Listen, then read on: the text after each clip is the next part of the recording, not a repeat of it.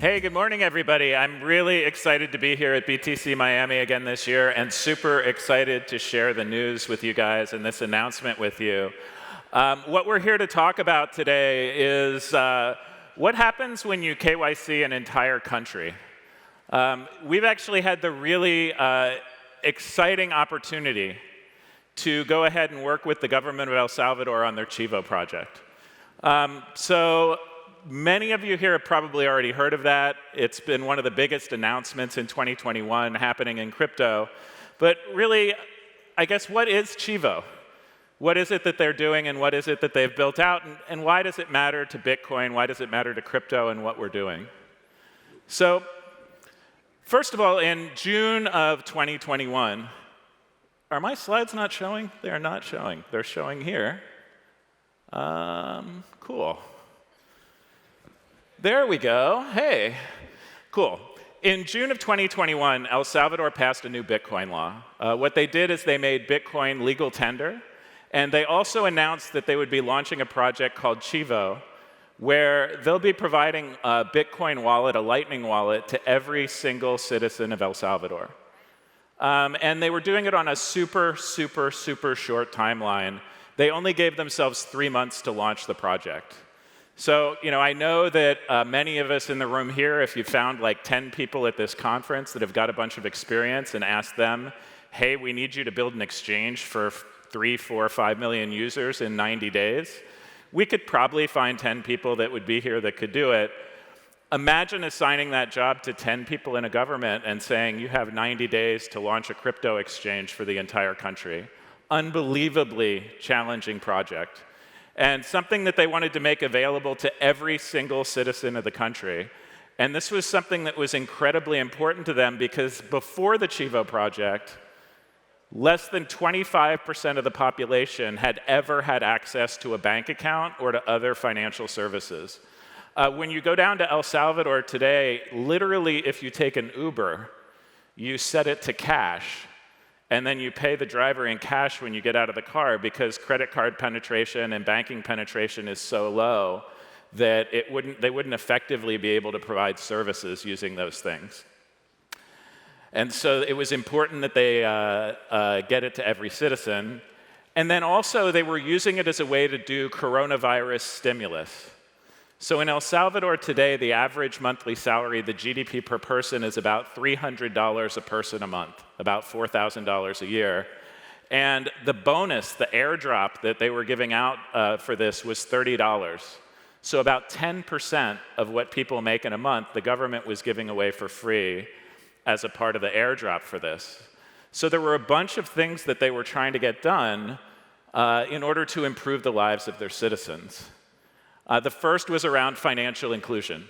As we talked about just a minute ago, before the Chivo wallet, only about 20% of the population had access to any kind of financial services, be that a bank account, a credit card, a loan, anything. You can't even really get a mortgage there.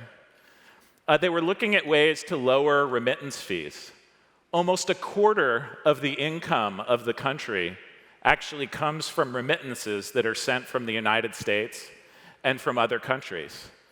And the country actually announced that they were seeing 4, 5, 8% of that go to fees to places like Western Union and others. And they wanted to go ahead and reduce those fees to get more money into the hands of the population that needed it. They looked at this as a way to foster innovation, as well as to drive foreign investment in the country. And we've seen further pushes on that with the Bitcoin bond and other things like that, as well as increase tourism and business travel. So this was a huge project for the country that was expected to create a lot of gains. That said, benefits never come for free.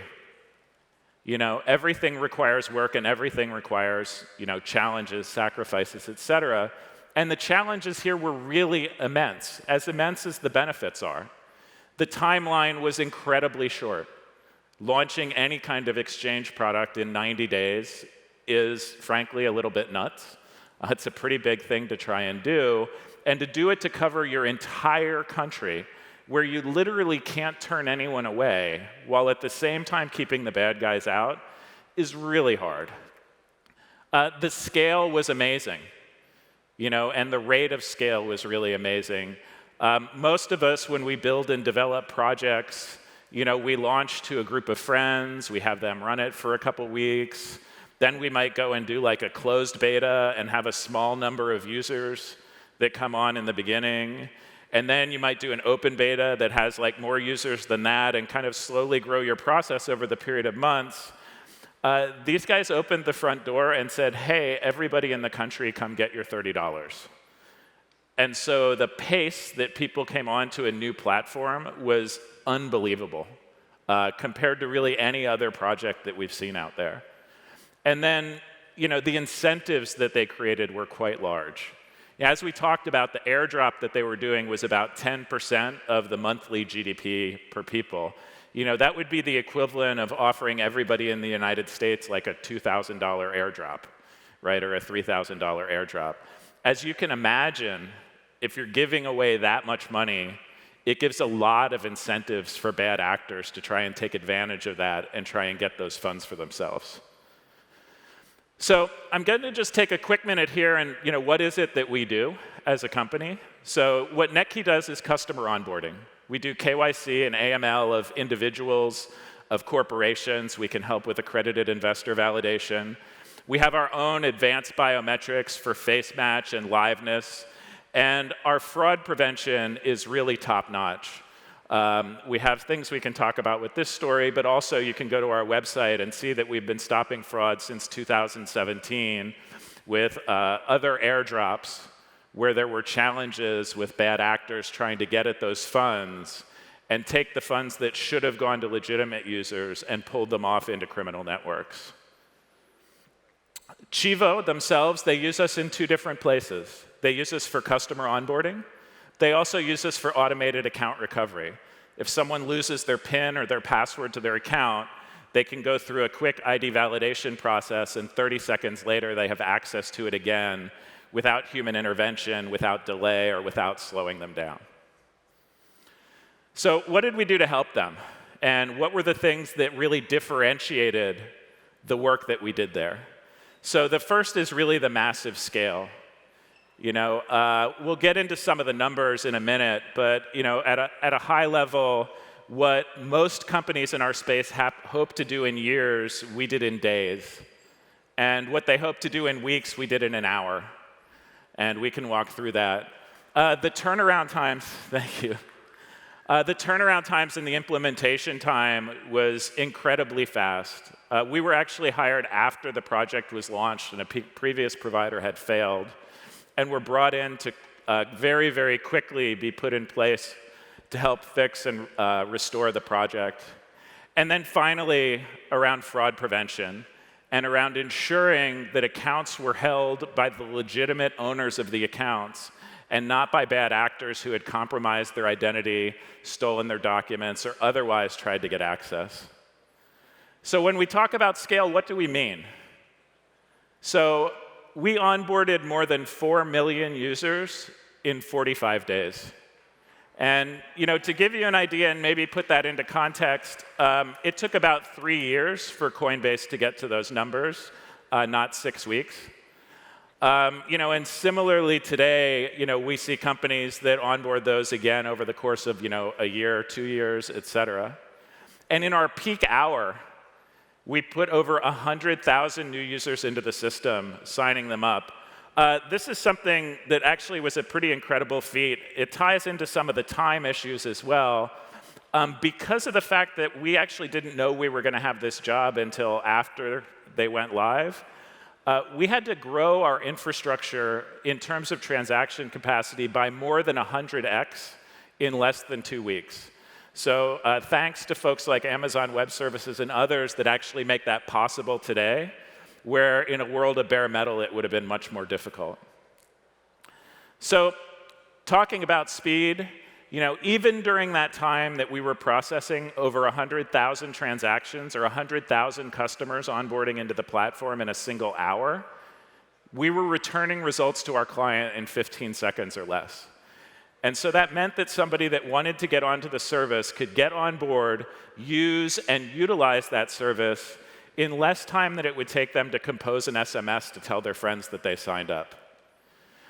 We worked closely with the client to ensure that they were getting a very fast as well as cost-effective solution. And that includes not just what they paid us, but also their other external costs like manual review, et cetera. And so we worked with them to tune the AML results to their specific requirements, reducing the false positives by about 80%. And so that meant they needed about 1/5 of the staff that they would have expected had they used another service, or someone that wasn't as focused on trying to ensure that they had a quick and easy process. And then finally, even into the dashboard itself, if you've got millions of people coming in a few days, even if a small percentage of them has to go to manual review, it can create huge backlogs.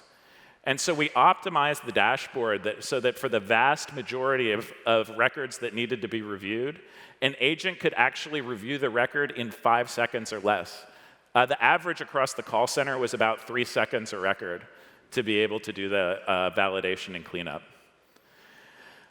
On fraud, all these actors were not involved in Chivo, but across the different airdrops that we've seen the Russian mafia, the Chinese mafia, we've seen state-level actors, we've seen cartels, we've seen home-based hackers. But what that goes to tell you is, if you're giving away value or you're trying to secure your network for your customers, there's actually people on the other side who are trying to defraud you where that's their full-time job. They wake up in the morning, they go into an office, and they get paid to defraud your users and to break into your system. And if the people that are working with you to help secure your platform, secure your identities, aren't serious enough, they're going to walk right through. The types of attacks we saw were broad, including physical documents, digital documents, people tampering with documents, tons of different biometric and identity-based attacks, everything from high-tech attacks where bad guys try to fake the camera input that's coming in, to very low-tech attacks where people are holding up photos and then moving their face in the way and doing all kinds of crazy pantomime stuff. It's amazing some of the things you see when you start to dig in here. And we stop that with really a multi-layer strategy where we do fraud prevention both on the mobile device as well as in the cloud that allows us to have a much more robust platform for detecting these types of fraud than people that are just analyzing static images or looking at smaller amounts of data. Our biometrics and liveness, we really keep everybody out that should be out with those. We've been running our fraud prevention on biometrics for years now, and it's had unbelievable success rates in keeping out the bad guys. And then the platform itself is instantly tunable. So as you can imagine, most of the time you want to leave the doors relatively wide open. You want the good people to get in as easily as possible with minimal barriers. But the moment that you see that you're under attack, that bad guys are going to want to get into your system, you actually want to be able to tune your defenses so that maybe it's a little bit harder for the good people to get in, but you've made the barrier much higher for the bad people. When the attack goes away, you want to turn those settings back down again to let the good users back in for a really fast and easy mechanism. We can tune and change those settings literally in minutes, allowing ourselves to be really responsive to the needs that the client has. So what did this all mean for results? So first of all, there is now one country in the world where effectively 100% of the population has a crypto wallet. Right? And so to everybody in this room, it means that over the next 5 years, we have a place that we can watch and see what happens once there's this fertile soil for all the rest of the products and services that we're building to grow in. There's nowhere else we can watch that happening right now and participate in it. So all of you that are doing something, I would find a way to participate there. We're supporting over $1 million a day in remittance coming into the country at effectively 0 fees, putting that money into the pocket of the people that need it. And this is a country where if you've saved $4 in fees, you've fed your entire family lunch, right? And so, this makes a real difference in people's lives. And then, finally, this is a platform where a month after it launched, had 3 times the users of the entire banking system in the country. It changed families' lives where for the first time in their family's history, they had an account balance they could do something with. So we're excited about what we did there. We know that we can help your project. Please come see us. Thank you, Justin from Netki.